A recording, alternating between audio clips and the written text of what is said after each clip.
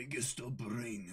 Oh, yes. Yes, indeed. 200 IQ plays. When you make the galaxy brain, and then you realize that you're in a show full of stupid people, so no one will recognize your genius. Yeah.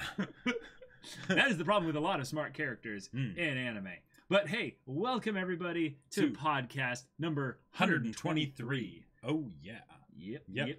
I mean, like, we all know that trope of, like, the big-brained characters in anime or something, like, where it's like, oh, yes, you know, there are meme videos on them. Keikaku Dori. Right, or just the investigator that's like, ah, yes, the humidity was down 2% in this room, therefore I know someone else is here, you know, like, things like that. Right, stuff like that. So we're going to be talking not about rating, like, who's the smartest character, no, or even who's our favorite smart character, but we're going to be talking about trends within anime, and in some ways a little bit of live action. Yeah, a little bit of live action. With ways to do smart characters, in our opinion, in ways that we like, and in ways that we don't necessarily like. And generally just sort of the cause and effect relationship of the different techniques that are used, because they exist for reasons, even if we don't prefer them, you know? Yep, exactly. Yeah. But welcome everybody. Ron-san, Wykes Casual, Family Guy, Matthew Bow, Shy Monkeys, Cychronia. Welcome. Wykes Casual. It's interesting because I'm looking at a lot of the ones you guys are mentioning out here, and I'm like, oh, yeah, those are pretty smart characters. And what we're probably looking for is less characters that are smart, because in some ways we're kind of considering them amidst their own world, and we're looking for those characters that have, like, in some ways the most standout big brains of their universes. And then sometimes we'll actually just focus on the main characters, because the main characters are the ones that usually end up doing the big brain thing the best, or like at least for the most part. This is not always the case. It's weird because there's their own story, right? Because like in anime, I feel like it almost becomes like a genre in and of itself, where you want to have those characters that are like super smart and whatnot. Because like in say like Western like Sherlock, storytelling, for instance. Well, sure, Sherlock is a great example, but even then, a lot of the times it's not the main characters that are super smart. That's true. And because of that, we can name them when it's the main character. Sherlock, you know, and House and things like that, right? Yeah, well, House was just a ripoff of Sherlock. Right, in the medical field. Yeah, exactly. Yeah, exactly. But a lot of the times it's actually the side characters, like the antagonists or the mysterious figures of you know, pulling questionable strings intent behind everything. Right, exactly. And oftentimes that can be easier because it's more distance. Yeah, so you don't have to write as much in. Right, exactly. Right. Yeah. Hence why I would say the ones that tend to have the best results, obviously they can fail this a little bit harder, are the main characters, because you can end up getting more perspective time with them. So the opportunity cap to sell that this person is actually that smart goes up a lot. Yep. And it all has to do with perspective. We're going to be talking a lot about that. But before we get too far into this, we're going to give our VIP patron shout out to JW. Yes. Thank you so much for the support. It means a lot. Really means a lot. You've been supporting our channel with a VIP level for a long time. And thank you so much for that. Yes. All right. So a lot of you have your, like, kind of your specific characters you're thinking of for, like, yes, like, this character is in this. And a lot of them are. And a lot of them are. A lot of the characters that you have in there. Yep. Definitely. Oh, yeah. We're going to kind of do this a little bit differently. We're going to kind of draw on characters in ways that they fit into a couple of the trends that we've noticed. Now, while we're probably going to have a lot of things that are kind of binary with how we approach this, there are tons of ways in order to do intelligent characters. Right.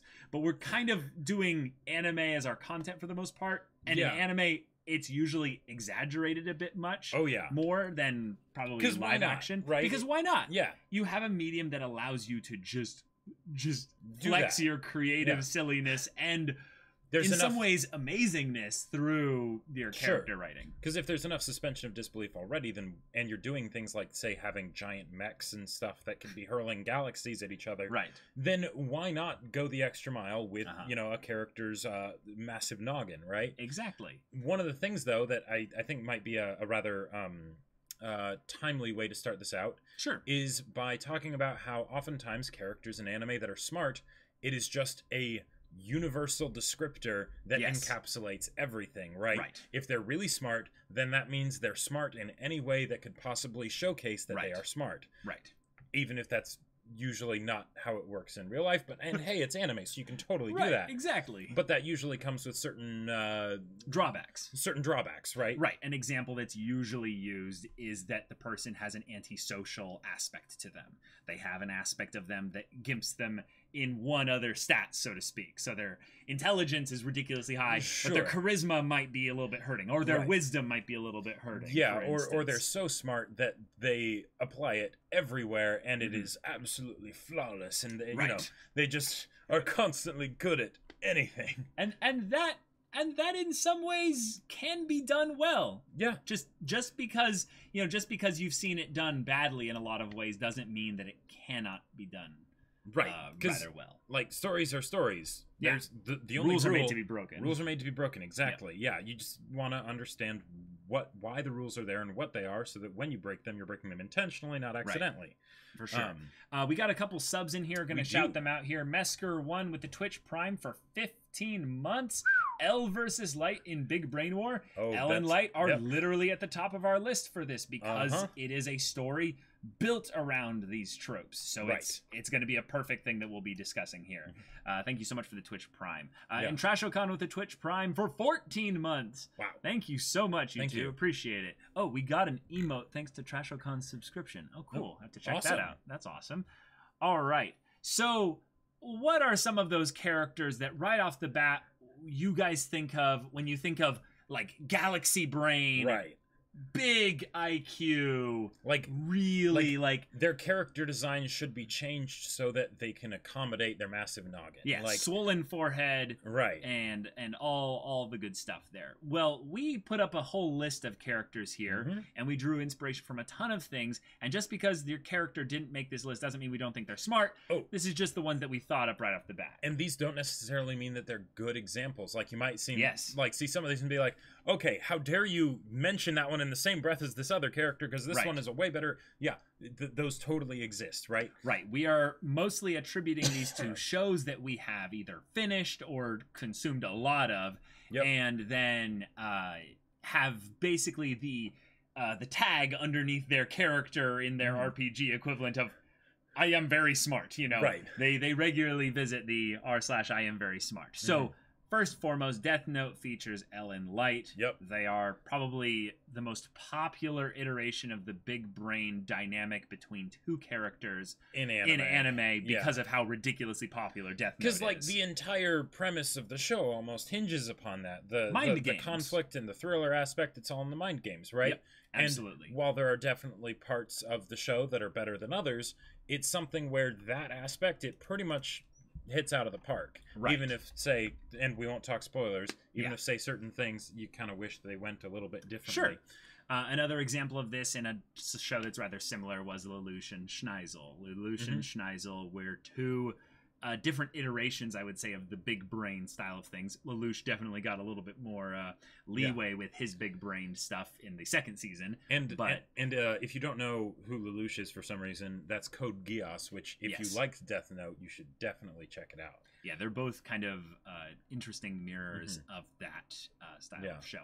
Another one here where we go into, I would say, more the strategist style of things within not really just the tactics side of things, but also the interpersonal stuff, and we got to see them, both these characters, grow and utilize their intelligence to kind of simple ways but really powerful ways. Was in Attack on Titan we have Armin and Erwin, and they're almost meant to be generational, like, twins of each other there.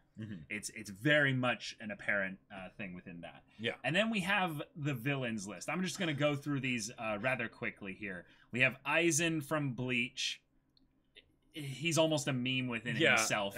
An incredibly good example, in my opinion, of big brain, but more kind of shadowy kind of character in Johan from Monster. When he started saying that, he had moved on from Aizen. Yep, absolutely. I'm like, we're going to basically point those two against each other, because I think they're actually good good opposites of where to... It's not a fair comparison. It's not a fair comparison. But it is. But when you have stark contrast, that can be very educational. Yes, you know? Exactly. Yeah. And then there's a bunch of main characters on here that are not the most galaxy brain in their show, but it's a huge component of following them and them using their unique kinds of intelligence. Right. We have Edward from Fullmetal Alchemist Brotherhood, Okabe from Steins Gate.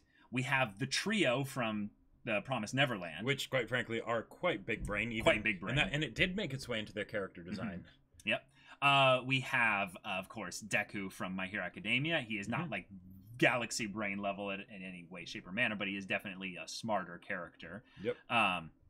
And we also have, from JoJo's, we have Jotaro and Joseph, particularly, both utilizing galaxy brain level moves casually like it's nothing. You could almost just mention JoJo's as a show, because, like... That's true, but I'm going to get into that later. Another one recently we got into, we have to bring it up, is Seungu from Dr. Stone. Yes. Definitely super galaxy brain there. Yeah. Especially as we, record more episodes. Keep going, yeah. And also we have another dynamic duo in Kaguya and Shirogane from Kaguya Love is War. Yeah. Oh, yeah. Yeah. Yep. They have some serious big brain moments. And they also, in some ways, exemplify but they have serious flaws over here. And they share that flaw, and it leads to some funny moments. Something where that is the fundamental purpose for, like, how you're going to get most of your enjoyment out of the show. Right? Yeah. Now, maybe in the beginning, there's lots of sweet stuff that they bring in later and all that stuff, and Chica is very powerful. Now, we have some other ones on this list. One of them is actually a live-action one that Jacob reminded me. The only live-action one on this list that we thought to bring up, and Jacob specifically was like, we need to talk about this. And the reason for this is that, because, we mostly talk about anime, but sometimes there's some really good examples in live action that are different from the traditional, Sherlock Holmes cologne, right? Right. And that is Jack Sparrow. Yeah. Jack Sparrow launched an entire franchise, a massive franchise, almost entirely on how he portrayed the smart character. It is a completely different way. It is in some ways a less expository Joseph Joestar silliness kind of thing. And somehow made it work in live action. Yes. And because like in JoJo's, it's JoJo's, right? So of course that they make things work because all the style and everything. But we'll get into why once we get into that, because each of these characters has different styles of intelligence. And the last one on this list, but definitely not least. Oh wait, we have three more. Oh, sorry, one more that's I would say let's do these ones as a duo. This one is actually I would say specifically just with the way these characters grow. And that is because these characters have glaring weaknesses in certain areas and yet are portrayed to be really smart whenever they're on screen. And that is from Haikyuu, we actually have Tsukishima and Kenma. And there's a part in the first season that I think a lot of people forget because the second and third season are really good compared to the first season, where Tsukishima and Kenma are basically playing this little mind game bit with each other. Yep. And you start to realize where Tsukishima's intelligence is very much there. And it definitely he grows into it throughout season 2 and 3, and then he pulls some really smart moves. But Kenma has some really clever moments as well, where you're like, oh, this is how intelligence is portrayed in the realm of volleyball. Right. Whereas most of the characters are kind of like just, do the thing, Yep. And then the final one that I would say is in a world of smart characters, like a ridiculous world of smart characters. Sorry. There's two more after this. There's one that's not on this list that Jacob and I specifically have to bring up. Yeah. Let's actually bring up him first. Is Askeladd from Vinland Saga. Yep. Askeladd from Vinland Saga. I don't really want to talk too much about why, but he is right because it get into spoilers. Get into some spoilers, and it's in some non-traditional ways. Yes, but yeah.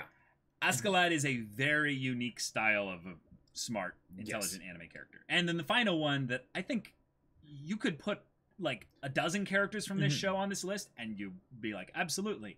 But this is a character that truly like plays like a very unique style of intelligence within the story. And that's why I think we put him on here as opposed to a bunch of the others. And that's Jing from Hunter x Hunter. Yep. Because, like, how can you not mention Hunter x Hunter? Like that... Hunter x Hunter has to be mentioned for smart characters. Right. But there's so many others that are kind of in their world of peers of smart characters. I think Hisoka might actually give him a run for his money. I thought about Hisoka, and and I legitimately thought there's probably like a 30 character honorable mentions list in here for Hunter x Hunter, but Hunter x Hunter probably occupies like half of them. Yeah. But the thing is that there's a specific style of intelligence that is represented in a lot of the other Hunter x Hunter characters that Jing doesn't have appear on this list specifically regarding his intelligence. So that's why we're going to be talking about him, because Hisoka's intelligence is very much there. It's just not the style. It's not as unique of a style as you'd think. So he just didn't get brought up because I wanted to highlight a specific character from each show or two.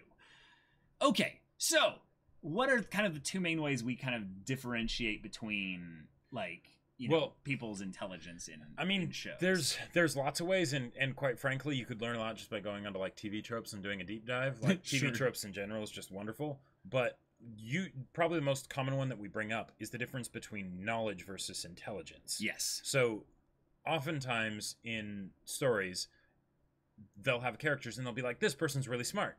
And what they mean by that is they know a lot of things. They know a lot of things, and I'm going to use that as a plot point to get out of and set up a lot of situations in the future. Right. We don't know how good they are at applying said knowledge because it is a form of exposition. But there's it's almost like the application of the knowledge is completely unnecessary. Right. It's tangential, right? Yeah. They know things, and therefore they're going to utilize those things properly, right? Right. But what often happens with that is, while you can get some very interesting things where you have someone that's just an expert in an area or something, but usually they're an expert at everything, because you don't want to go too much in detail of like, oh, they're an expert at like brain surgery or something, right? Like you don't do that, so they're just really smart across the board. But you end up getting something where the conflict can get kind of stale. Because if the audience doesn't know anything about this thing, and especially if you're dealing in a fictional setting, then it seems pretty arbitrary, because they just pull things out of thin air, because you can't possibly have the audience know all the stuff about whatever this fictional setting or whatever is, what the rules are.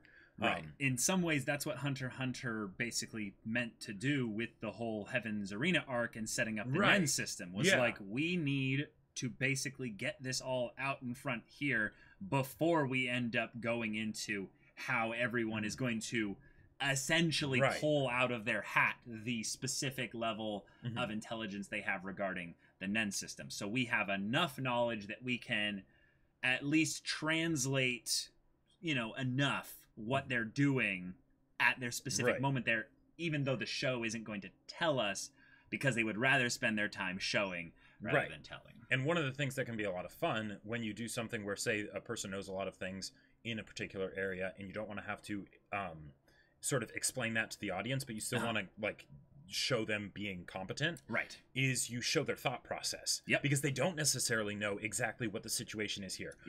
But you can see them go through the things, and you see them figure it out, right? Like anime is legendary for that. Like all the internal monologuing kind of stuff of thinking things through. But in a lot of those situations, it can be something that feels like there's logic leaps, right? Where they go to something from one thing to the other thing to the other thing, and it's like, okay, how would you know that the shoe being on the left side versus the right side would mean that it was the cousin of the maid, how would you know that? Sure. But if you see that, like, one of my personal favorites for this is actually Lung from Monster.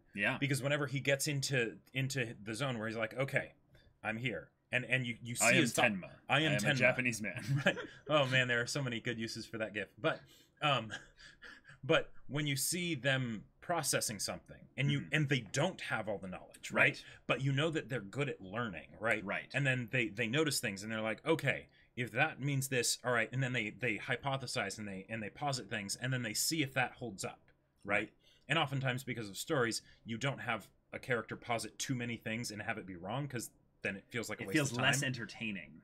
So this is probably the trickiest bit with having the character who is super knowledgeable actually be a focus character, because when they go to apply said knowledge, it's helpful to at least guide the audience along a little bit so that they understand how they went through this. But I will tell you, pacing can get put to shot, the character writing can get put to shot. There's so many problems that you can stumble into with this style. I would say that the Keikaku Dori yes, my plan is my plan's flaws, my plan's genius is in its simplicity, or what have you. If only that happened. If only that happened. More often. Like, in some ways, JoJo's gets by with it, for example, because everyone is like this. It is the entire style and presentation of the show. Right. And it's so extra you expect about it. Yeah, it's so extra about it that it's all just entertaining. And then the more semi-plausible while being creative and ridiculous, it's the creativity and the ridiculous that really makes it pay off, because then it's because it's part of the entertainment, right? You're not going at it for the sake of, you know, realism, because stands don't exist and most people aren't that well dressed, right? But you know, but it's all part of JoJo's, so you know, why not? I thought you were gonna say not everyone's that smart, but you went for the fashion angle. I love you. Oh my god, that is amazing. And I would say that in a lot of ways, this is something that ends up in the protagonist side of things. The very knowledgeable characters about a specific thing. In Western television, usually you have a duo dynamic, and this is probably the best thing that they've got going for them, is that neither of them are complete without the other. You need the dynamic relationship between these two main characters, because one is an expert in this and the other is an expert in this, but if you bring it together, whoa, the show just ends up, you know, going into crazy areas. And anime, in some ways, I would say has that, but I would say with a lot of the ones we're going to mention here, when the main character is kind of like a singular main character, they end up being the one where they kind of succeed at everything eventually. So they don't really need too many people. And if anything, they need encouragement. This is more of the younger shonen kind of thing. They need encouragement to tap into your inner self and be able to do the thing that you need to do. And that's not to say that that's bad. That's a lot of fun, and that definitely has its place, right? But that is just one way of doing the big brain character.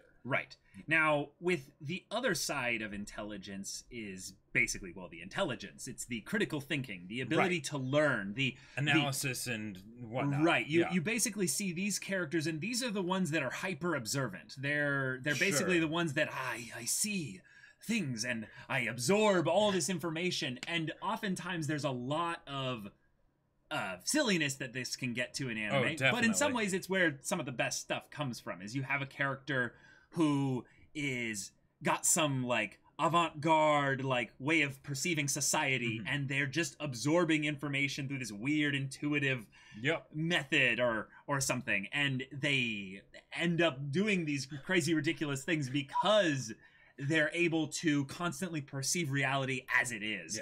There's less layers to get through for this particular character. Psychronia, awesome by analysis. There, like again, TV tropes. There are so many just lists of like, okay, this is one thing that works. Like one of my personal favorites is that's a lot more like people are usually a lot more familiar with is the aura of stupidity. Where because this person's super smart, okay, they're smart, but how do we show that? Because if you just say they're smart, okay, no one believes it, really. Nobody believes it. And there might even be shows where you have a character that is even more ridiculously smart than characters in other shows, but because it's not showcased, because you don't get too close to it, it doesn't stand out as much, right? So, what better way to do that than you have a super genius character, and then you have them with someone, either one person or many people, that's not as smart, that can be like, oh, Sugoi, you're so smart. You did blah, blah, blah, blah, blah. And then, you know, they can exposit to the audience instead of the actual character. Or they have a plan that is a decent plan. But the main reason that it works isn't because their plan is so flawless. It's because the other people don't know how to counter it, right? React to the plan. Even if you would, there might be some very reasonable ways in which they could have. Usually you don't want your audience to be able to like plan around the plan that everyone's saying, oh, there's no way I could have planned around this. Sounds like season 7 Littlefinger. Thank you for bringing that up, Chibi Spheres. Yeah, we had blocked Game of Thrones from our mind because we didn't want to think about that. We don't talk about later seasons of Game of Thrones. No, but I think that is worth talking about because Littlefinger in those later seasons is a fantastic example of how it can be done so badly. And while there are so many examples of like, okay, once he knew that there was someone that could read his mind and had clairvoyance of like past time events and whatnot, why the hell did he stay there, right? That's one of those things where it's like, no, he was being very stupid. They needed something to happen for the sake of the plot. But in order to try and make it seem like he was smart, they had everyone else around him get really dumb. And it sucked because they were sacrificing those characters that we loved so much for a character that we didn't care about as much, also that he could have a semi-cathartic death scene. But really, the thing is that happens a lot more than you would expect. Yeah. Littlefinger is a great example because it's so extreme, anyone can see it, right? Yep. But there are a lot of examples where it's a little bit more disguised and subtle than that. Yeah, and that, again, doesn't mean it's a bad thing. Because if you do it subtly, then, well, good job, you know? But... before we get into this, Bloodhawk Flock, thank you so much for the 1,000 bits. Show love 1,000 because I miss y'all. Oh, thank you so much, Bloodhawk Flock. Appreciate it so much. Apparently, there's some kind of event going on right now where Bits and subs and all that are giving out emotes to people. So, like, you just gifted 25 emotes to 25 different people. So that's awesome. Oh my God. Just put a bomb on Brand's wheelchair to solve that problem. I know that reference, and I haven't even seen the whole show.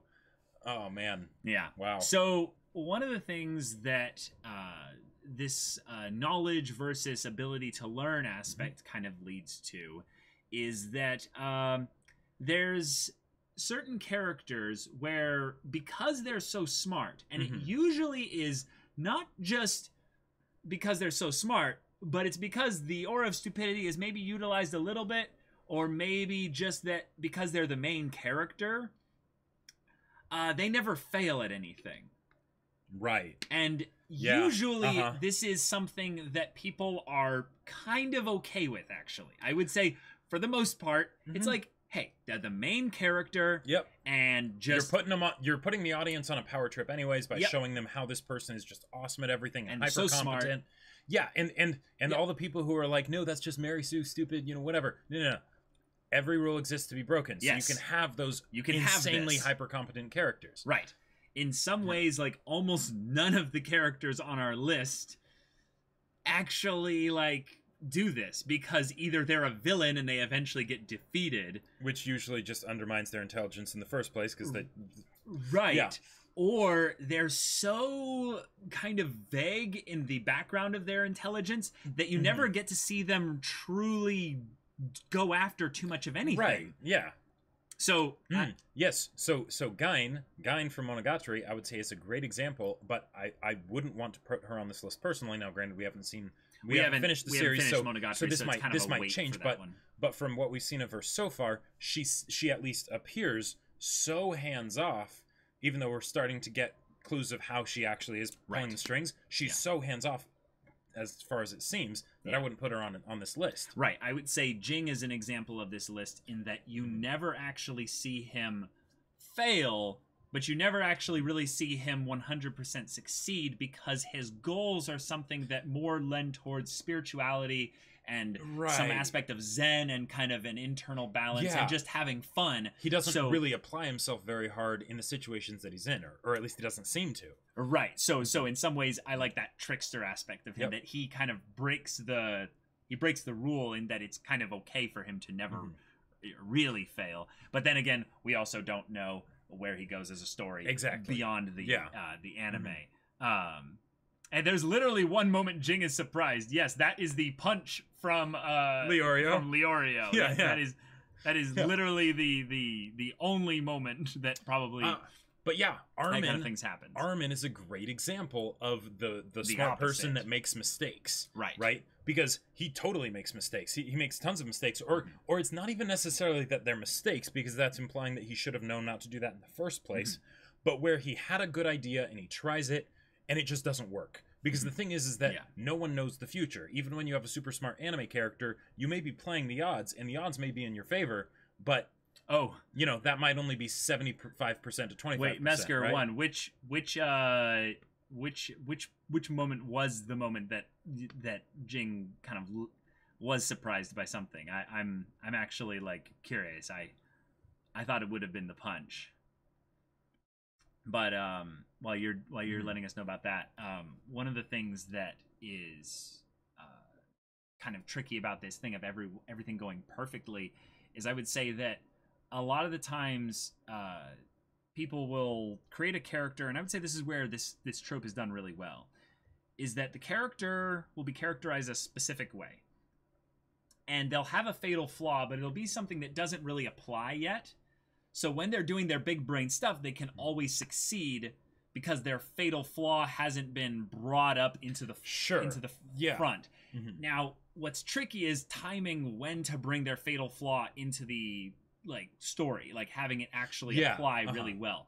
And I would say that Death Note, Code Geass, Code Geass actually in some ways doesn't have this as much. Actually, hold on. Let me pull back here. Mm-hmm. Maybe not for either of those, because they have multiple moments where they're getting outsmarted by their counterparts. Well, how about this one? How about Steins Gate? Steins Gate. So there Okabe is super smart. Yep. But he has fatal flaws galore, and it's not. And it's almost, there's so many fatal flaws you can't even call them fatal flaws. It's just flaws, right? He's just a dude, right? Mm-hmm. And he's got plenty of problems with him, but he does have. He is still very smart and very capable. Right. It's when Pariston steps down. Oh, that's right. Yeah. Okay. That makes sense. Yeah. Because Pariston's also pretty big brain as far as things go. Talking about Johan though from Monster, this is the one that I actually think skirts this line as well, but it's something where, because he's not really as much of a character in the beginning parts of the show or the middle parts of the show, he's more of a force. That there are moments where you see him make what could be a mistake, or maybe it's a thing where there's potentially a little aura of stupidity going to the other characters. Sure. And you're like, well, okay, maybe. But the moments where he is acting and doing big brain things on screen, there are only a few where you're absolutely certain what his goal is. Right. And so you don't know when he's succeeding or failing. And I would say this mask of, I would say, mystery that can be put over intelligent characters is one that can help disguise when they're failing or succeeding. Well said, Ron-san. We never get to hear what Johan is thinking. Yes. Johan, I would say, is almost the quintessential example of the smart character that is able to be so ridiculously smart seeming because of the distance from the audience, right? Yeah. Because a lot of the times, like, when I think of characters that'll be really smart in stories, they'll be really smart, but the thing is that there will be the times when they are influencing the story and the times when they aren't, right? Yes. And they'll come in occasionally, and they specifically make it occasionally, because if they were constantly influencing the story, then if they were on the side of the protagonists would just win all the time, no problem. Yep. And if they were on the side of the villains, there is no reason why the protagonist should be able to win, right? So usually they're in some sort of side character role where they have some ulterior motive that doesn't really affect the ending of the story one way or the other, but it just makes things a little bit more interesting along the way. In the case of Johan, because he's very integrally tied to the story, that makes things a bit more complicated. But because they keep his motivations a bit hazy, so you don't fully know what he's after, he's able to do all these things that are terrifying and big brain type stuff, because we don't see too much of the details of it. We just see the effect. Right. So a lot of the main characters that we're going to bring up here, besides the kind of the light Yagami Lelouch kind of characters, where they're like, I am so brain big, and my only other big brain thing to deal with in this story is my opponent. The only thing bigger than my brain is my massive... Are these main characters where they have studied a thing rather well. They actively seek out to gain knowledge in this area, and they tend to exposit a little bit to the audience to catch us up to speed when they're going to do a little thing. Sure. I would say that Edward from FMAB, Deku from My Hero Academia, I would say even in some ways what we're seeing so far with Seungu kind of taps into this a little bit. And then hammed up to 11 are Jotaro and Joseph from JoJo's Bizarre Adventure. Now, we definitely see moments, because I'm going to address the JoJo's one right after that. We definitely see moments where they are acquiring not just knowledge, but they're learning from their either mistakes or from the things that they're observing. And it's very few times. Like, it's a very small number of times. But most of the time it's like Speedwagon tells them from, you know, the annals of the gods, like, what reality is, you know, and then they go based off of that. Right. Or they end up in some ways kind of reacting to a mistake that another character makes, and they kind of have to, like, cover for it at a future point. But Edward and Deku are kind of this example where they're in a world of characters that are all extraordinary for completely, like, unique reasons. And they're definitely characters that are smarter than them, I would say, in their stories, respectively. But they all are these two, I would say, specifically. Actually, let's put Okabe in this list. All right, He's learning about time travel. And we find out where his intelligence lies over the course of the story more. And he has to explain things every once in a while. So these three main characters tend to have their specific realm of intelligence. It is limited. They all have specific fatal flaws in usually more than one area. And the thing that makes their intelligence entertaining is that they usually have a lot of fun when they're being intelligent and or, like, analyzing or doing whatever they're doing. Their character's passion is built around their intelligence.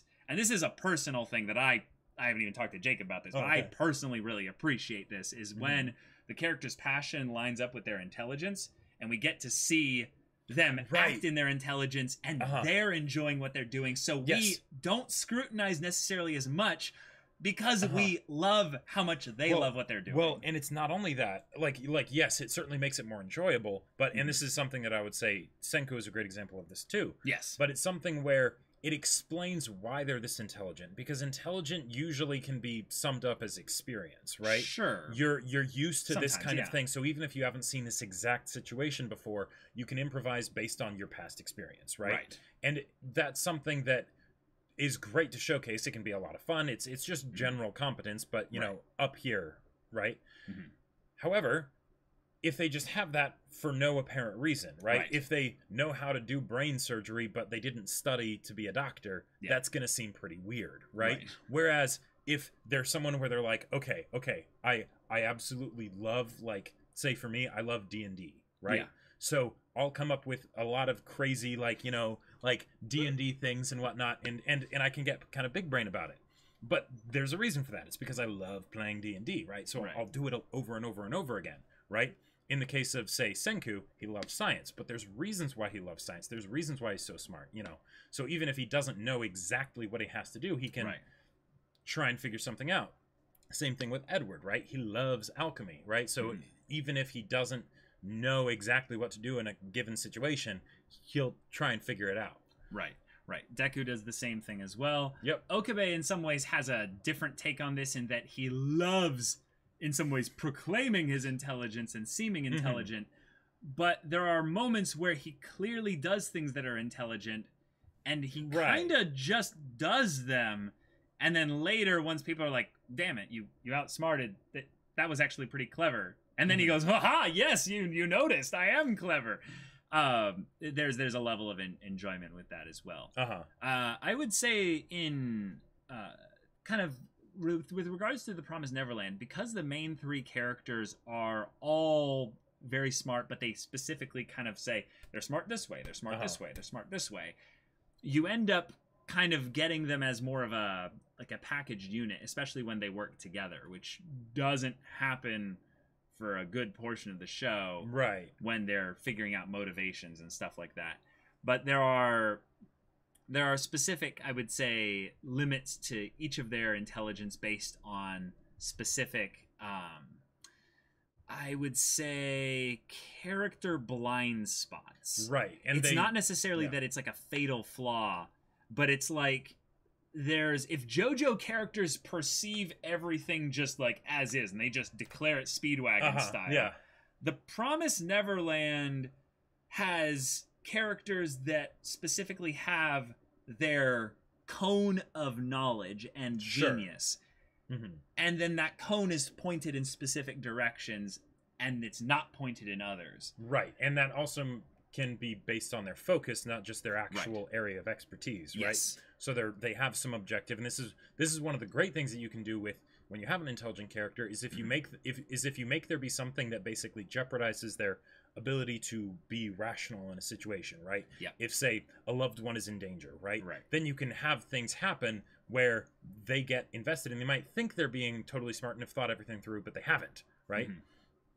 Yeah, there are a lot of moments, I would say, in the first season of the anime where Promised Neverland has specific moments that you think are very clearly mistakes and might also be like really smart moments there, but then also specific things where it's very clear that their opponent, their threat, if you will, is also really intelligent, so it avoids the everything goes perfectly according to plan issue and has to have them essentially improv the plan a little bit on the fly. And that's, I would say, where we're going to focus a bit next here. Yes. Is instead of Keikaku Dori, Light and Lelouch kind of style stuff, this is the intelligence where they roll with the punches. Yeah. These are the weasels. These are the people that, they will sneak and avoid their way through things that they have almost no business getting out of. And this is why,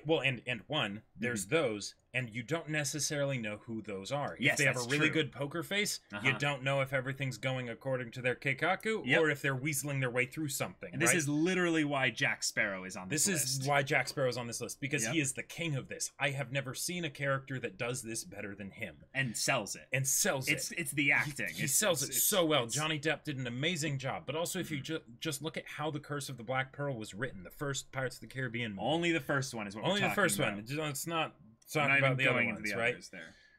In just the first movie, and this is a movie. Yes. I would be surprised if they did this in a show, right? In like a season of a show. They did this in a 2.5-hour movie. Yep. Jack Sparrow, this character that you're getting introduced to, gets captured and escapes 5 separate times.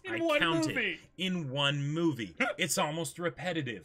But repetitive. But the thing is that he sells it so well, and the situations, it's like, things just aren't going well for him. It's almost just like he has really bad luck, right? But then he comes up with these things. He just constantly has these wheels spinning where he comes up with one thing after another thing. You never really get in his headspace throughout the entire movie. But so you just have this assumption that his visual headspace storytelling must be a weird place, right? And in some ways, I'm kind of disappointed with how much they tried to go in depth into him in the future stuff, because then it kind of should retroactively tell you what was going on in the first one there.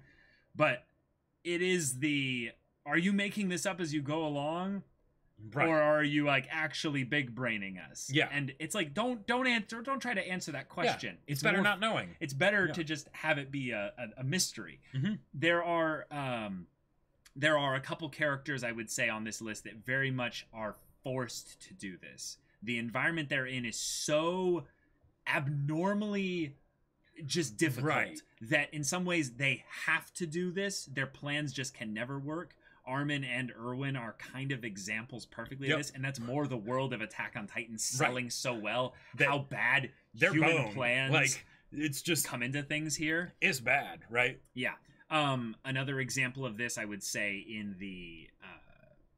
in some ways kind of a casual way, is the characters from Haikyuu. I would say Tsukishima specifically, in how he utilizes his own intelligence to analyze and observe Shiratorizawa is an example of this. And I would say in something like Haikyuu, one of the reasons that it also works really well is because the plot doesn't depend on it. Right? Yeah. So you can have someone be doing this and having it, and it weirdly helps it sell more, because it's not that, because not everything has to go according to their plan, because they don't have a plan. That's it. They can't run this show by themselves, right? But they know, but they're getting ready, and then there will be that crucial point where their intelligence will come into play, and it'll help them with something, and it'll be really important, right? And that's where you sell it, right? Oh my god, I can't believe we didn't bring this person up. Faust XD, thank you so much for bringing this character up. Reagan from Mob Psycho 100 is a great example of adaptive intelligence just working so well.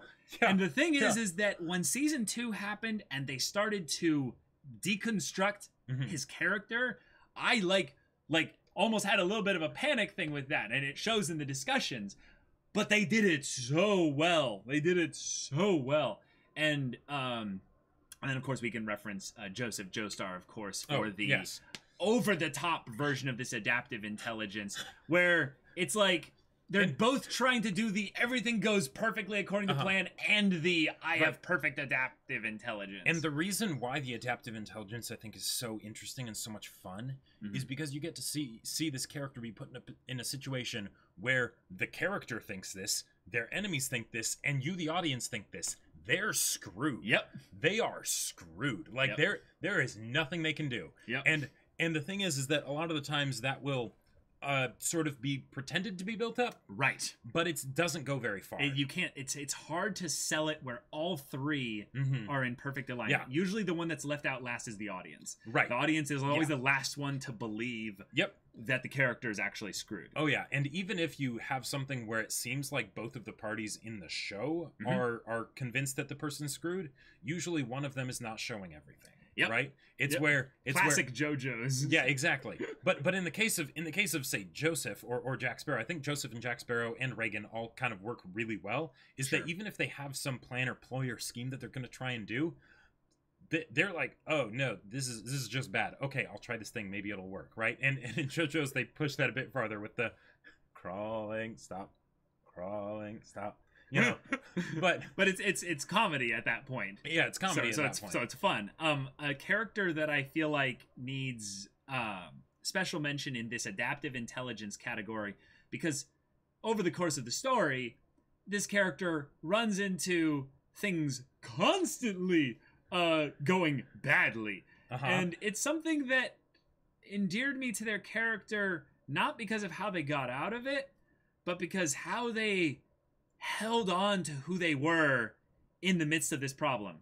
And this problem's facing them. This is freaking Askeladd from Vinland Saga. Yeah. Holy crap. Askeladd broke so many rules of how you do a character at all. Yes. And it just works so well. And one of the things that makes, like, okay, whether you're talking Askeladd or Joseph or Jack Sparrow or whoever, right? And you have someone that is sneaky and scheming, and they have, like, even if they don't have an ace up their sleeve, right, they'll pretend they do, and then just keep looking for one until something, and then they'll see a card and they'll be like, oh, it's a jack, good enough, right? You know, does that work, right? One of the things that can be so wonderful about this is then you can build up this sense of, yeah, but how long can you do that? Right. Because depending on how close you are to their perspective, you'll be able to see, yeah, but this will run out eventually. It's like the luck a specific main character will have when they're realizing that they're winging it. But if they keep doing this, and sometimes they'll literally like break the immersion a little bit and have a character be like, you know, your luck's not going to stay like this forever. Yeah. And it's like, they're the main character. Their luck will last as long as the plot progresses. Well, not all the time. And Askeladd is a brilliant example of this, in that you start to feel over the course of at least this this bit that we have so far, he's kind of the main character. In a way. Yeah. He's not the main character, obviously. Right, because that's definitely Thorfinn. But there are moments where you're like, wait a minute. Actually, what can happen to him, you know, in terms of a kind of a permanent, like, intensely scary situation? Because he floats into main character territory quite a bit. But over the course of the latter half of the show, you start to see where those limits are, where the mistakes were, where the great choices he made were. And it's just this beautiful tension of which is going to win out. Because one of the things that really cuts the conflict for me, like the tension for me, like I'm gonna bring this to Code Geass. Yeah. So Code Geass, the first season, I would say that is one of the best thriller shows out there. Like, it's pretty like good. It is edge of your seat, right? It's just ridiculous pacing. And just ridiculous pacing. Like manic. I love it. Second season, it has good parts. It definitely hits some high highs. Yes, but there's also a bunch of points where it's like, They almost dropped all pretense. There were moments where the aura of stupidity was used a lot in season 1. There were moments where they overcomplicated something that didn't need to be complicated. There were parts where, stuff was pulled out of a hat. Yes. But we kind of accepted it for the most part. Right. In season 2, subtlety was kind of dropped at the ball, quite a bit. Yeah, because Code Geass, right? Okay, it's this kid that is, too smart for his own good, and he wants to basically take over the world. Change the world for the better for his sister. He's going to war against basically the whole world. The whole world, yeah. Right? Okay. There's a lot of characters that do that. Yeah, exactly. And because we want to see something that bombastic play out in an awesome way, if there are occasional things where there's a bit of aura of stupidity there, we'll probably be more interested in letting it slide because, okay, we see where it does work, right? Yeah. And if the characters haven't been built up to be particularly intelligent, then that kind of works, right? They're just characters, and okay, I guess they weren't the smartest banana in the bunch, right? But then season 2 comes around, and it's like, all right, it's not even going to be based on intelligence anymore. It's just going to be like, I know that I have this super overpowered mech. But I know that I also have the super overpowered mech. But I know that I have a second super overpowered mech. And basically, we're going to have one super overpowered mech go in, destroy everything, even though it doesn't make any sense whatsoever. Okay, you can do a little bit on Rule of Cool, but but I have this one too. And then we're going to pretend that the tactics that we're using in this battle scenario actually matter, even though we know it's just, I have 3 overpowered buttons, you have 2 overpowered buttons. Right. And it is a form of power creep, Ron-san, you're right. So with this kind of what we call the rolling with the punches, adaptive intelligence, intuition, what have you, one of the best things with this dynamic with the rolling with the punches bit is when you get the 2 characters going off against each other, they're both very smart. Oh, yeah. One of my favorite examples of this recently was a comedy called Kaguya-sama Love is War. This was one of my entire show favorite examples of just ridiculous plans bouncing off of ridiculous plans, and it always ends because chaos factor of pinkness comes in and just drops a little variable that you didn't expect. And they're like, ugh, and their brains steam out and they collapse, and it's hilarious. If you haven't seen Kaguya-sama Love is War, go watch check it out. It's one cour. It's amazingly well done. And while it definitely has a linear overarching story, it basically has a skit form comedy of this style of just condensed. Thing, just condensed. Yeah. So in some ways, it avoids a lot of the problems that Death Note and Code Geass kind of bumped into. Right, because 1, it's done for comedy. Yes. For the most part. 2, the skits are still very disjointed. There is an overarching story between the characters, but there is not an overarching plot story of we need to line up these variables and whatnot in order to make this progression happen in order to get to here. Yes.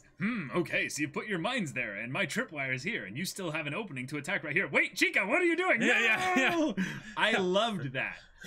I love that dynamic. It is used repetitively so much in the show, but it is perfect. It works so well. Well, okay, so I'm telling you, the Goddess of Pink Chaos is the true big brain in that show. That's another great example where it's something where they are intelligent in their own particular areas. Or are they? Or are they? Yeah. You never know. Yeah, you never know. But then Chica is hyper intelligent in her own way that is completely antithetical to the way that they're intelligent. Yeah. So when the 2 meet, it's like antimatter and it's just antimatter. It just yeah. And before we go too into whether or not a character is a big brain or not big brain character, because in some ways it's just a moot point going into that. The other kind of thing that I would say a lot of these stories can tend to do with regards to making the intelligent stuff feel intelligent is they delve a little bit into this is a personal preference, I would say, for both of us thing, is that complicated equals better. It's better writing the more complicated it is. Right. Now, this is where I would say things get a little bit tricky, because usually writing a smart character is complicated. It's actually difficult. A very tough thing to sell that a character is smart consistently.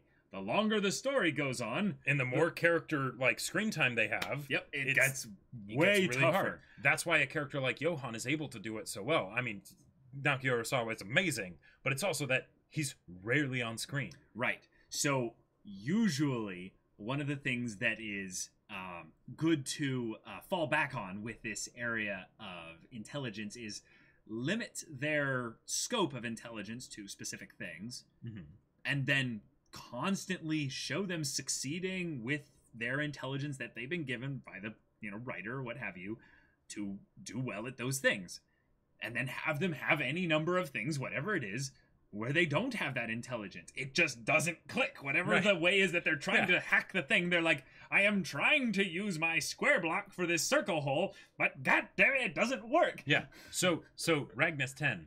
Good writing tends to be more complicated, but something being complicated doesn't necessarily mean it's interesting. Yep. That is very true. Although I would offer one tweak on that. Complicated writing in order to be good has to be good writing. But I would say the more difficult thing is actually to make it be good and simple.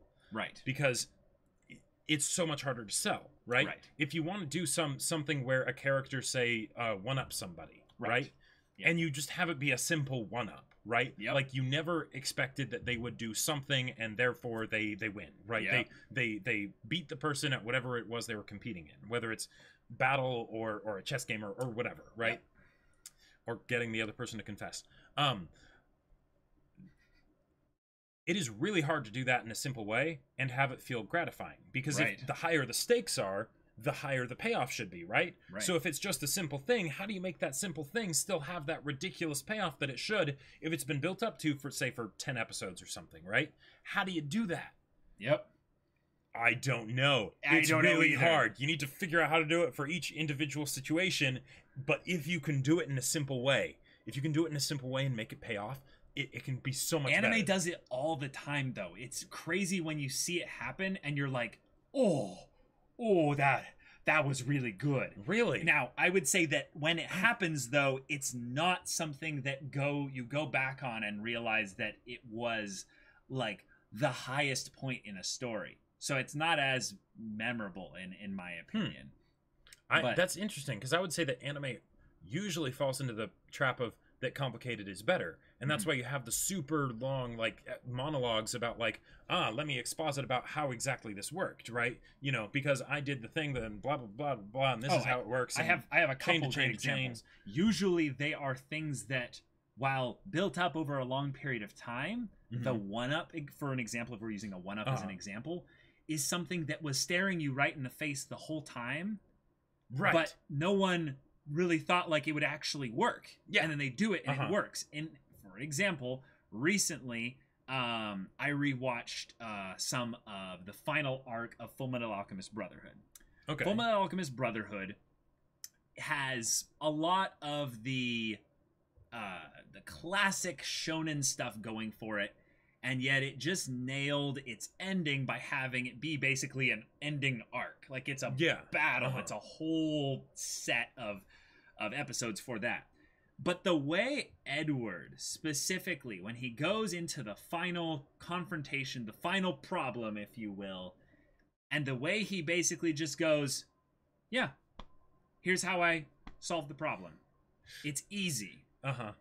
But then you think about it a little bit more and you realize that the themes of the story, the way this was set up... Even from the second episode, they literally say exactly what he's going to do. And it's beautiful. Yeah, it is absolutely amazing. I would say that is one of my favorite endings to a story in general, just because it was a long journey to get to that ending. But you could scrutinize that little simple way that he solves the big problem, and you could go, that seems a bit contrived. That seems a bit cheesy. That seems not as logical. It doesn't seem as well built up or thought out. Well, because it's simple. There has to be something more, right? Right. Or does there? Yes, so Lunar, don't worry. Yeah, I am going to keep it spoiler-free, but yes, I was going to mention Attack on Titan. In Attack on Titan, when they reveal the identity of certain characters, right? Okay, be careful. Yeah. It's something that if you go back it's been staring you in the face the entire time. Like, staring you in the face. And yet you would never realize it if you're just watching the show. I watched the show like 4 or 5 times before I read the manga, like the first season, right? Right. When I finally got to the point where the reveals happened, and then I went back, I was like, how did I not notice this before? Right. How? Yeah, in some ways there's aspects of that I'm like, okay, I get where you're coming from with that. I guess the main thing with those is that we were talking about one-up, so I'm switching my brain over to reveals. I would say reveals are a little trickier because you have to have something that contradicts the reveal kind of established before you have a reveal. No one really cares if you have a reveal in the very beginning of a show. Right, because otherwise it's, because you need to strongly enough establish what the situation is. So, like, well, one example that I would say is a reveal in the beginning of a show that does kind of work is All Might in the first episode of MHA, right? Yes, because they do such a good job of building All Might up as, Captain America plus Superman combined into one, right? And watashi ga kita. Yes, right? Yes. When you see that part where he exits the convenience store, you're like, wait, what? Wait, hold on a second. Yeah, your mind immediately goes, wait, hold on, you need to explain that. You need to explain that. But it's something where it still has that immense impact, again, probably because it's so simple. And then you just want to see that parsed out. And that's, granted, more of a plot reveal thing than going into, like, super smart characters. Sure. But, super smart characters, it's usually that they seem like they can influence the story, the what's happening in order to have those moments. Yeah, I would say Haikyuu has really good examples of this because it follows the sports kind of anime dynamic very well, because there's people in the background observing, there's people in the actual thing, they're like having their internal monologues and what have you.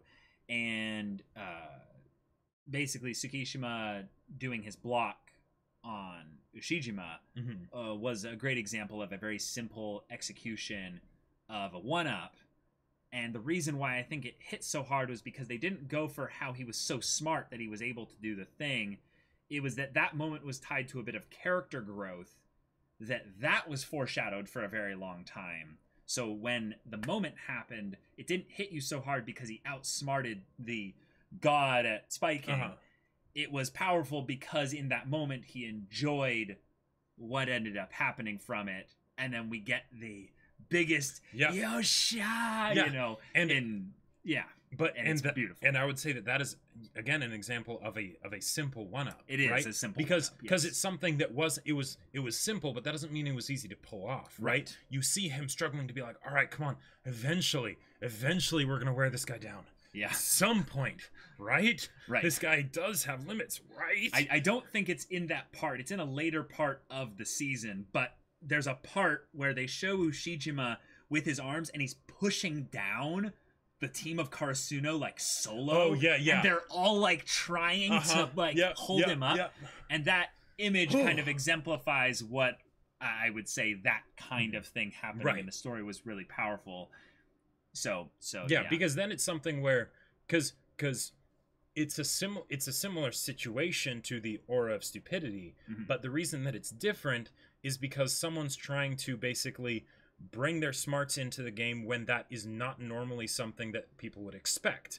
So the other people, it's not that they're stupid, it's that they're not trying to outmaneuver some crazy situation because they've got athletic abilities that don't require them to basically do that because it's all so they're instant. Just sticking to their guns and there you go, right? And then you're thinking, okay, this is our Hail Mary, but maybe if we're able to just do this thing and execute on it well, we can maybe get something that can, give us an advantage.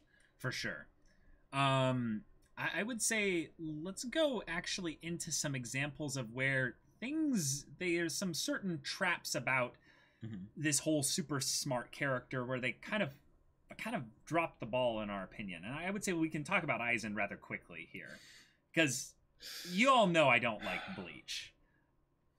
I started on Bleach as an anime, and yet I can't help but acknowledge certain things that they did rather well.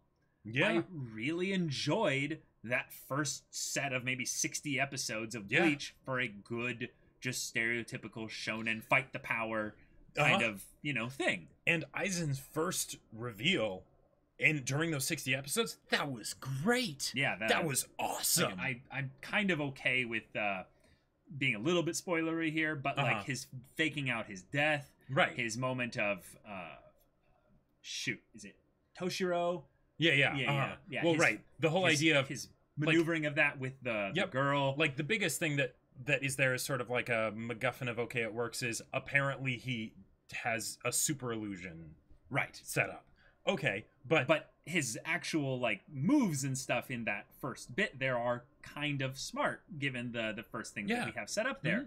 And it's something where we have either it's something where he is ridiculously way more powerful than all of the captains, which he very well could be and probably is, or on top of that, he's also smart and he's able to, and for probably one of the few times in Bleach, smarts actually helps dictate the outcome of the fight. Yes. Which it almost never happens. Almost never does in Bleach, almost ever never. again. Almost never. Yep. So it was very satisfying to see.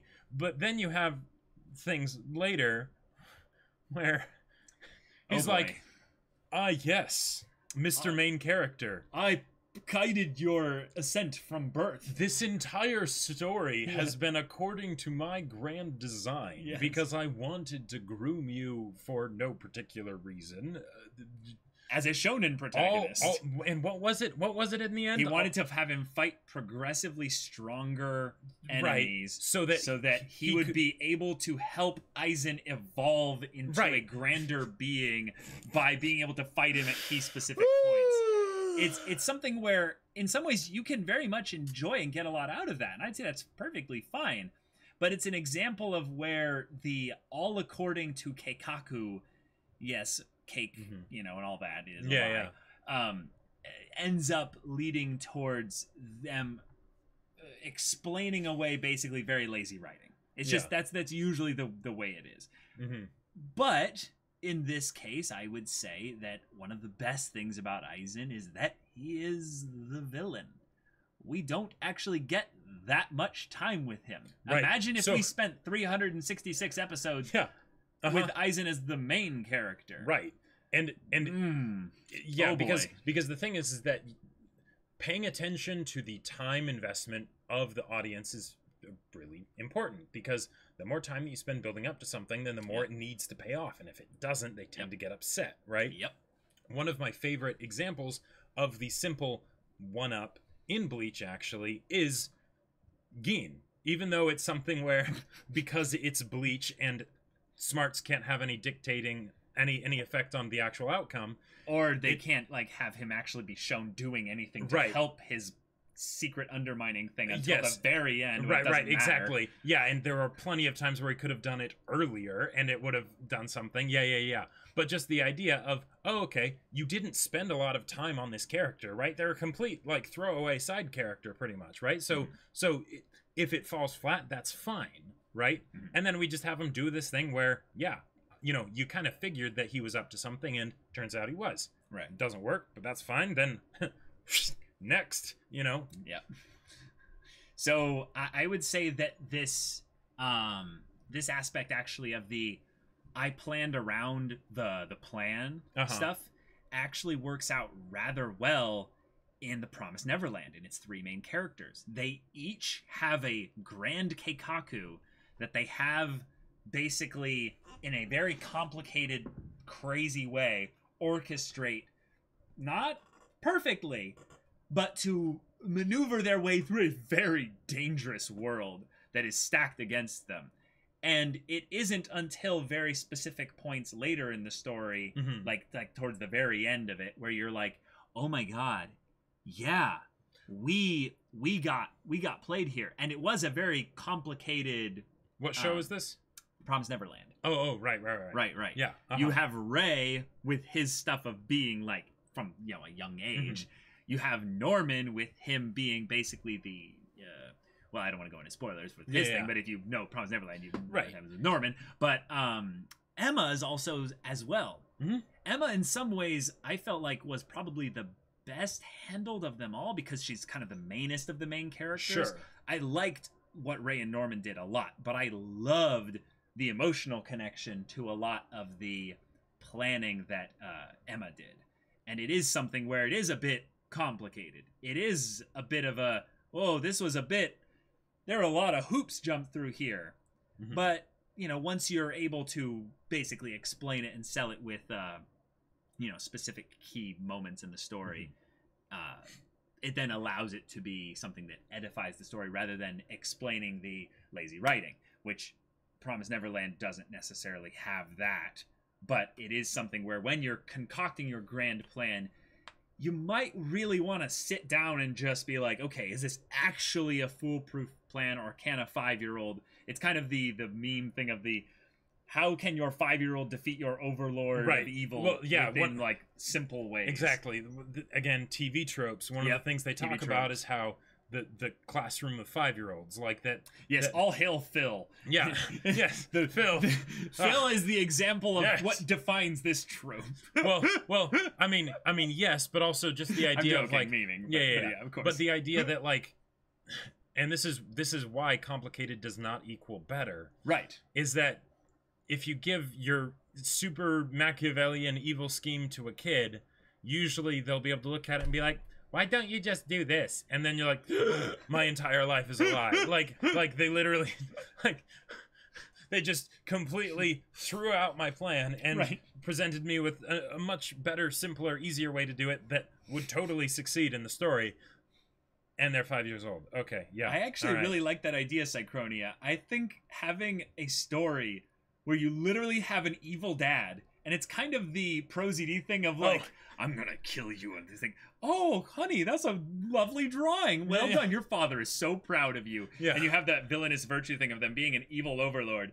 They love their kid so much because their kid is the one that they vet their evil plans through. Well, the vetted by the 5-year-old, that's literally a thing on TV tropes. Yeah. But actually having a story. But I'm like actually having a story so overtly do it. That would be wonderful. Like that would be fantastic. You could even go with the villainous virtues thing where the villain is like, okay, I'm also going to fund these children's education. Yes. And not just one, because that's a single point of failure. I don't want to put too much pressure on little Johnny. So instead, I've got a classroom of 20 kids. They're all taken care of very well. Bro. And I don't have any big plans for them. I'm just teaching them basic stuff. Bro. And then I just This is the plot of The Promised Neverland. Oh my god. That's what it was. Oh my god. Promised Neverland is all about improving their intelligence so that they would be useful resources in a later point. Like Doofenshmirtz, but his daughter doesn't care. Yeah, basically. Yep. Just arrived for the Haikyuu podcast. So Haikyuu is actually a cool example of this. He definitely maneuvers certain aspects of this as well, because he does fail like at multiple points. Like, yeah. I have a lot of minions. The daycare will fund itself. Oh my god. Yes. Yeah. Oh my gosh. But like, that's beautiful. It's so true though. It's so true.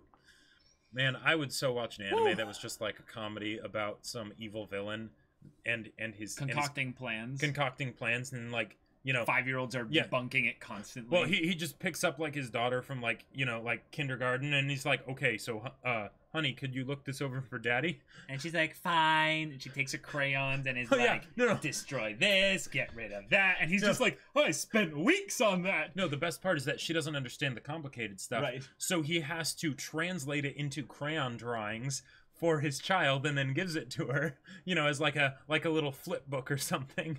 And then she's like, And she's like, wait, do you know where this bad guy lives? And he's like, well, I know kind of where he lives. Why don't you use your super death laser to just blow up the city where he lives? Oh my god. Wait, if you didn't try and defeat your enemies, then they wouldn't know you exist, right? Right. Yeah. Oh my gosh. Literally saying, now I want to see the evil organization trope, but whoever is off shift has to take care of the boss's kid. Yes. And whenever you have cuts to the organization's machinations of the story, one of them is taking care of the sweet little kid. Wow, that's actually kind of clever. I like that. Despicable Me, the anime. Yeah, basically. Kinda. There's a manga about a villain who's trying to destroy the world, but the story is about his vacations where he wants to learn about pandas. Okay. Of course there is. Of course there only is. in anime could you get something that's so hyper-specific. Right. This sounds like a light novel. Is it possible to learn this power? Not from a supervillain. Yep. Mm-hmm. Yeah. They have to be a person. Right. Which, by the way, that's probably the thing that I want to bring up as the final bit here, is that if your super smart person isn't a person, that they don't make mistakes. And when I say they don't make mistakes, but an idea of this is that you show them logicking out their specific thing because they're so smart, and they're wrong. If that never happens in the story, you might be missing out on something really cool with your character. You can have some really awesome stuff where they're like, no, this should work. I know this. Like this, then this, then this, then this, then this. And it just doesn't work out. It doesn't work out because of whatever reason. And I'll tell you that usually this is one of the best twists I've seen in stories with the super smart character, is when they are so convinced that they'll succeed, because in the past this has worked over and over and over and over again. They were able to do it, But oh no, this one time they missed something. They missed a specific key thing. Right. And it just reminds you that they're a person, that they make mistakes. And maybe it wasn't even that there was a flaw in their logic, but maybe it was something where they were like, okay, I could not have foreseen this. It is a 99.7% chance that this will happen here, and then this, and then this, and this. It's a metaphysical natural one. Right. And on it's just, every other roll they succeed. Yep. And it's just like, well, okay. Yep. And oftentimes you don't want to have the entire plot hinge on that, because then it can feel contrived. Yep. But if you use that as a way to then have them question themselves and who they are and become more humble, or you know, understand themselves as a character and everything, that can be absolutely wonderful. Yes. Like Kira from Death Note, I guess, kind of. I would say, if anything, I have trouble with that about the because Death I don't Note like ending. the second half of Death Note. Yeah, I just don't like it. I like parts, kind of, but I legitimately have problems with enjoying the second half of Death Note. After the point, you know what it is. My master is wise and powerful. He'll know what to do. Okay, Daddy, what is it? Well, can you look over this, please? Yeah. Oh man. Caleb, everyone agrees. It's just hard for me to talk about it, because in some ways this was where I had to deconstruct all my very smart shows kind of thing, as if they were not actually about being very smart. It was just making you as the audience feel smart. Yeah. Sherlock is an example of that. Code Geass is an example of that. There's a couple others. Well, but basically anything where you can kind of self-insert a bit too much into the character's just intelligence, because that is their character and they don't really make mistakes. That's kind of why I like Code Geass a little bit more than Death Note. I kind of excuse a lot of the problems of Season 2, is because while they both have a problematic second half, the way Code Geass ends and the flaw of Lelouch is something I enjoyed more than the flaw and the ending of Light Yagami. Right. The problems that usually happen are not so much based on problems of like, will this work out well? Because those are there too. Yeah. But it's more of like, what are the consequences of this maybe working out? Yes. Like and my favorite. I loved the consequences that Lelouch had to deal with. Like one of, if not my favorite episode of Code Geass is episode 14 of season 1, where the problem isn't that everything's been going badly. It's that everything's been going well, fantastically well. But there was collateral damage along the way, and it hit someone he knew. Yep. And now he has to deal with that. Yep. And it was great. It was great. It was wonderful. Did they kind of reverse it a little bit in the later parts of the show? Maybe. And that is one of the biggest sources of salt that I have ever experienced for myself personally. But, yeah. That whole aspect, though, of having something where they are wrong being something that's integral to the plot, that's something that I'm still wrestling with. I don't know whether or not I need the flaw that they have in the story to have a moment like with the part where they make a mistake, to have something that actually has consequences or not. Because in some ways I feel like it does have to have dramatic consequences enough to where the character has to react to it in a way. Well, but I don't need them to be permanent, because I in some ways want it to be something where we then don't say, now suddenly they are dumb.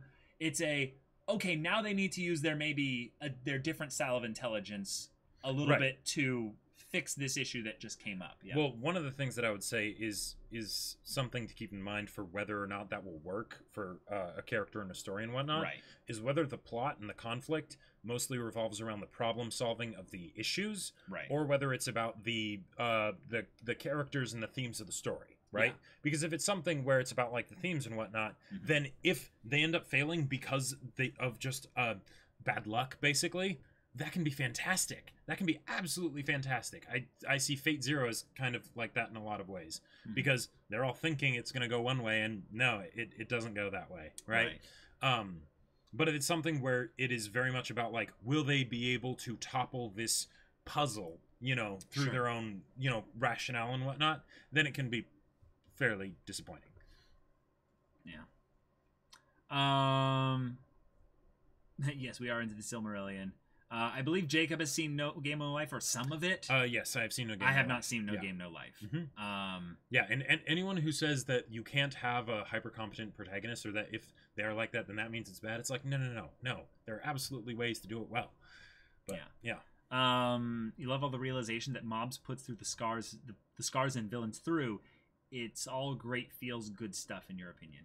Yeah, I think that's a good aspect of Mob Psycho. I would say that they do it for certain villain scars or what have you better than others, but that is a fun aspect of them kind of reeling from their intelligence essentially getting broken down or just failing at something. I would say. Oh yeah, or stupidity is totally a thing in No Game No Life, but that's all part of the fun. Like. Oh. Yeah.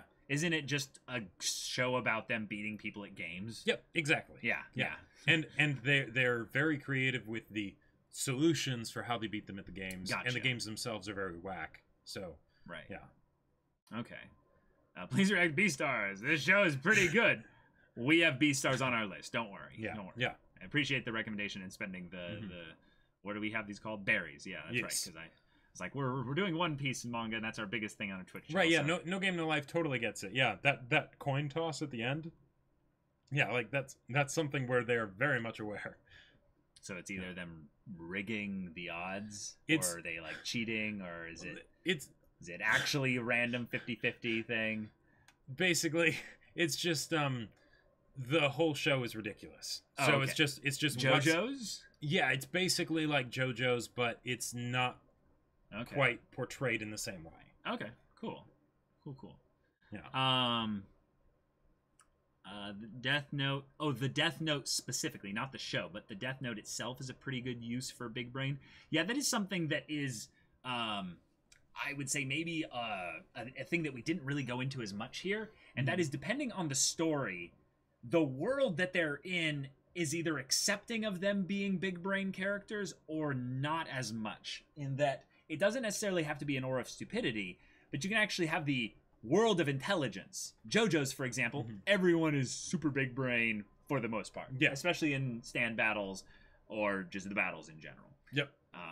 That's an aspect of it. Hunter x Hunter has that anyone that knows Nen is really freaking good with Nen and is a genius at it, unless they're the main characters, actually. The main characters are the ones that usually make the most mistakes. Or if they're tertiary side villains that are going to get punked by someone else. I would say that is rarely a named character, though. Yeah, I'm basically just thinking of Chitu. Chitu? That was the main one that popped into my head of like, yeah, you're right. I would say I'm more just speaking about like the 80% of characters on that as well. Unless you're Castro. Castro. The one person who used pre-generated abilities. Yeah. That's a good one, actually. There are other shows and worlds specifically where the world isn't isn't built around these characters all being smart. If anything, these characters are made to be exceptional, and it kind of puts them on a pedestal. Mm-hmm. And this is something that maybe I'm not as much of a fan of personally, is that I need to be able to connect the dots with how the environment birthed this character out of it. Oh, I need to sure. have some mental acceptance through the causal link of how this world that is usually fictional created this character that is so very smart. I need to see that connection a little bit. And I would say that most of these shows that we're bringing up have some aspect of this, even if it doesn't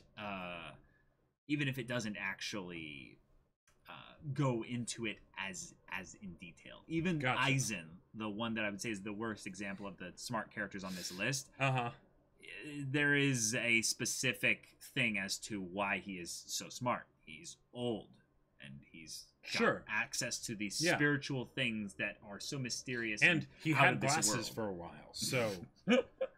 Oh my god. Yeah. There's a really easy way to do that, Caleb. It's called isekai. God, this is... Oh, we didn't even go into the abomination that is the isekai genre for the most part.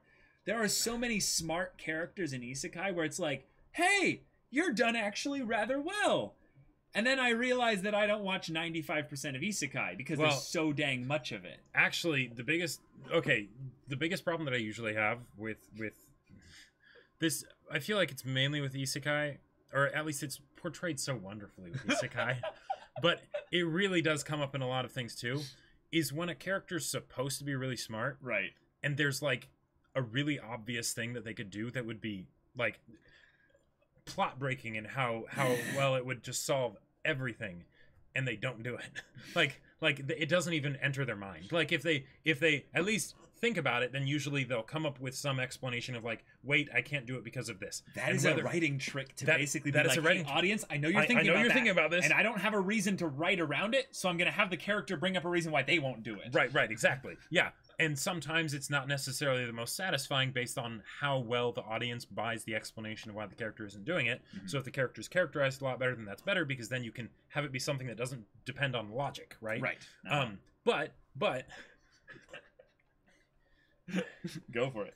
Having characters from the real world go into another universe, right? That you're... By the very nature of that happening, you're going to have the entire world almost collapse, right? Because, like Kazuma is actually a really good example of this. I love Kazuma's intelligence. Kazuma just is like, oh, I'm in a fantasy world. Cool. They don't have advanced technology. I know the basics of how that stuff works. I'll tell someone. The entire world has changed, right? Oh, and I made a lot of money, right? like... Especially if they bring anything in with them that would allow them to do that better, right? Like, oh god, a smartphone. I haven't seen that show, but just hearing, like, you could conquer the world with a smartphone if you went into an isekai world with a smartphone. Like, literally, you could just take over if you had internet. Yeah, if you had internet. If you had internet with your smartphone, if you didn't, then what's the point? But if you did, oh my god, you could do just about anything, right? And that's something, and the thing that blows me away about this is that that's something where you can actually play to the power-tripping aspects of the isekai, because it's something that makes sense. The character would be able to do these kinds of things. It might not be a particularly, like, sexy way of doing it, right? To say, I invent a kotatsu, right? You know, and get it to a supplier. I love it. He's lazy. He just wants the smartest characters can end up being in some ways the most lazy ones, because all they're wanting is to find clever ways in order to not have to do stuff. Oh yeah, no. In ReZero, when Subaru sold the phone as like a magic item, like I thought that was great, and it was a flip phone, so you know, and it didn't have internet. It's just like, okay, well, I have only as much battery as this has left, so yeah, there you go. I'll take some pictures, show it to people, and they're wowed by it, right? Whoa, magic item. Yeah, but like, slime is a great example of that, where the whole aspect of the person just being like, oh, I can also like break things down and reassemble them and understand how they work. Like, it doesn't even have to be a universe that follows the same physics as our world. That's just too overpowered. Like, is there anything you can't do with that?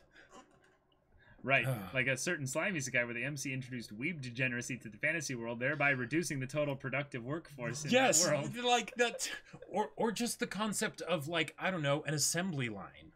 Sure. Like, that alone, like Henry Ford, the fantasy world, like, go. There's so many funny things that I would say, if you choose to focus on it as your aspect of this is why the character is smart, you can come up with some natural questions without thinking too hard about what would be the implications of this character being smart in this world. And usually, I would say the best shows that utilize this are the ones that answer your question for this as you start to think about it. Yep. A weird little tangent, because I always have to shill this show, is Avatar The Last Airbender has specific little, like, wait, if you can do the thing, why can't you do this thing? And then the show's like, here's them doing it. You're like, oh, thank you. Yeah. And it's not stupid smart or what have you. But it's something where the world naturally gravitated towards that because that question was not being asked by just you. There are other people that were just naturally going to ask that question. Okay, that's really cool, Psychronia. One isekai I really enjoy involves a summoned hero getting appointed as king instead of a super soldier because his knowledge of modern bureaucracy is much more valuable. Wow. Like, that's not something that sounds super exciting. Right. But, I mean, hey, since isekai is so big, yeah, you have an isekai, but then it turns out to be a political thriller. Like, why not, right? Yeah, I'd watch that. You slap isekai on it, it gets way more popular, and then you actually do something that's legitimately engaging in a fresh way, you know? Right. Yeah. That's been happening to me with Attack on Titan. Every time I question something or have a question, Attack on Titan seems to answer it. Yep. Attack on Titan also, like, has, like, you know, like, definite parts where you're like, oh, that, okay, Sayama, I'll give you a pass on that one. That was a little bit of a narrative jump you did there. But a lot of the ways that they make it work is because the answers are somewhat seemingly plot tangential when they bring it up. And then over the course of time, because they add on to other things, you're like, wait, that actually thing they gave me back there was really important. Or it's something where if it's a little bit like, they bring it up in a point when it's not plot critical, right? But it's world building. But it's world building, and it's also maybe something where it makes sense for them to do this because if they're in a technologically deprived environment, anytime there's any possibility for additional technology, they are going to jump on that, right? They're going to do everything they can to milk that for all it's worth. And that's something that often doesn't have in stories. Yes. Attack on Titan has it actually be extremely world building and plot relevant in ways that you do not expect or notice on first appearance. Let's not go into too much detail on that, though.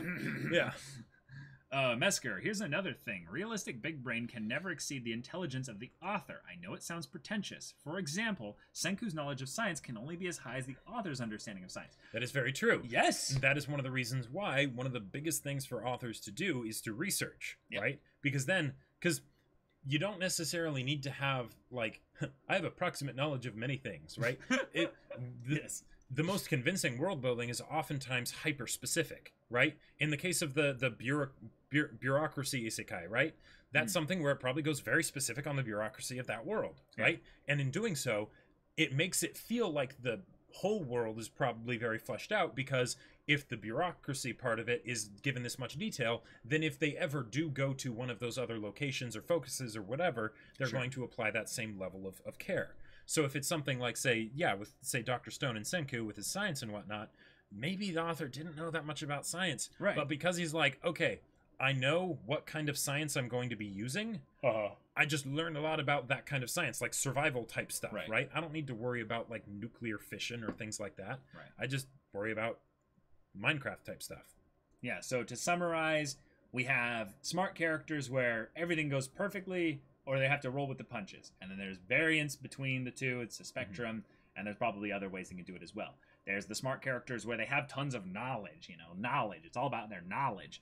And then there's the other characters with their ability to adapt and learn specifically. And you usually showing one and telling the other. You can have both, of course, as well. but there's another spectrum for that there.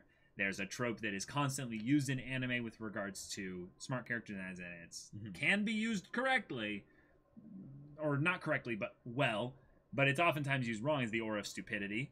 And then there's the aspect of complicated doesn't necessarily equal better, but a lot of stories end up thinking it does. Right. So, and it's usually pretty easy to spot.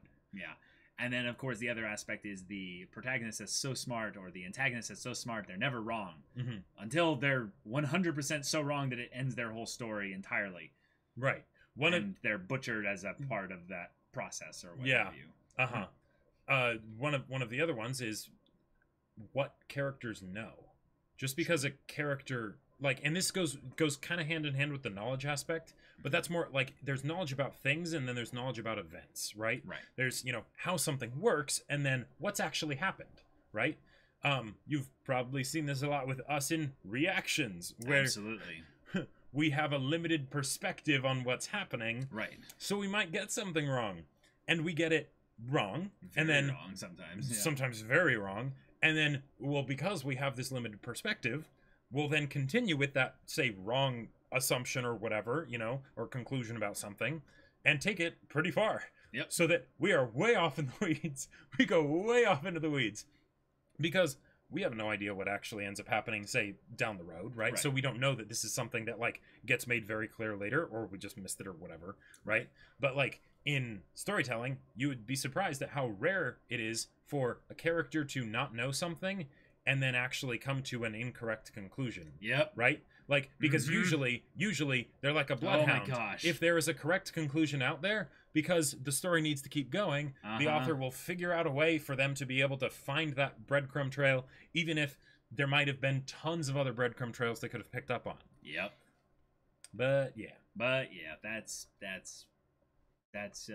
entertainment versus writing and stuff like that.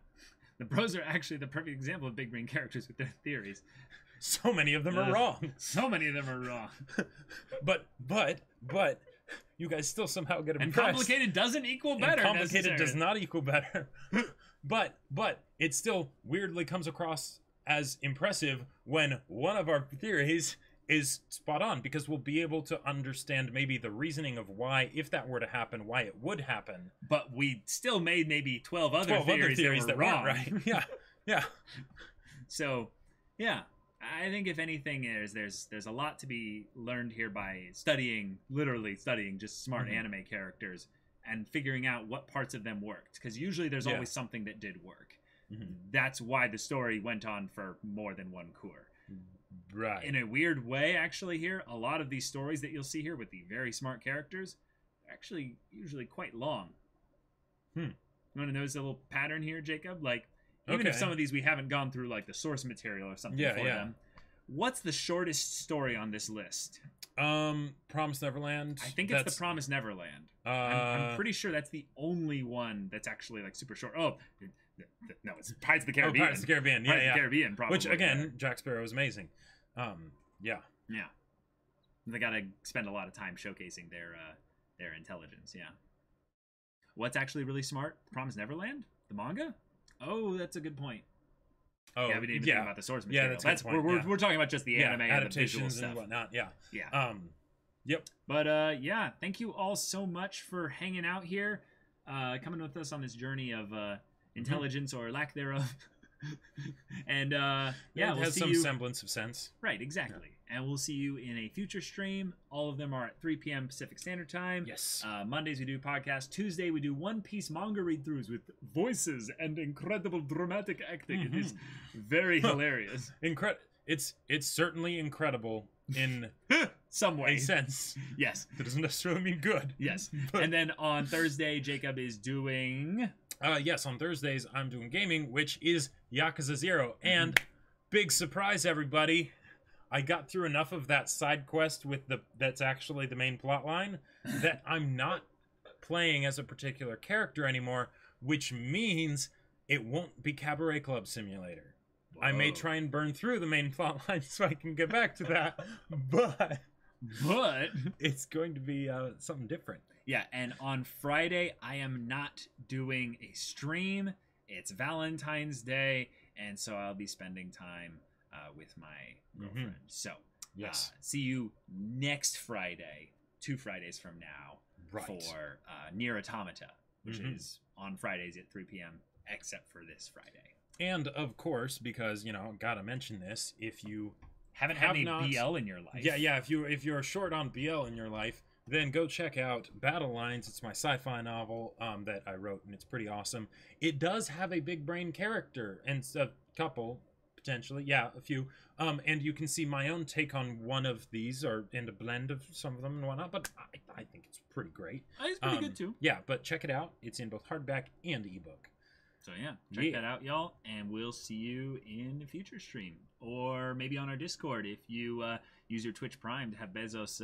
send some of his money our way, get you access to our private Discord where you can chat with us and be a part of the community. You get a magnet. It's pretty awesome. It's pretty awesome. But yeah, we'll see you in the next one. But until then, we're Semblance of Sanity. I'm Caleb. I'm Jacob. And we'll see you all next time. All right. I guess it does technically have a B and an L in it. Battle Lines is still 1 or 2 big brain characters. Oh, wait, spoilers. Jeez. Calm down there, Haikyuu. I guess it does technically have a B and an L in it. I trust your Valentine's Day will be filled with anime indoctrination, PogChamp. I mean, not really. I mean, no? Could be. No, I am dating a normie. This is true. But this is true. All in good time. Yeah. All in good time. Mm-hmm. She's now consumed multiple types of anime medium stuff. So it'll all just, it's a process. It's a process. Yeah. Try Berserk for Valentine's or Crybaby. Oh boy. Oh boy. No, yep. I think I'm good with that. Enjoy Attack on Titan Lunar. Enjoy it. Yeah. All right, 5 seconds to show Battle Lines. Jacob, go. Okay, so it's awesome, and my personal favorite part in the entire story is the part at the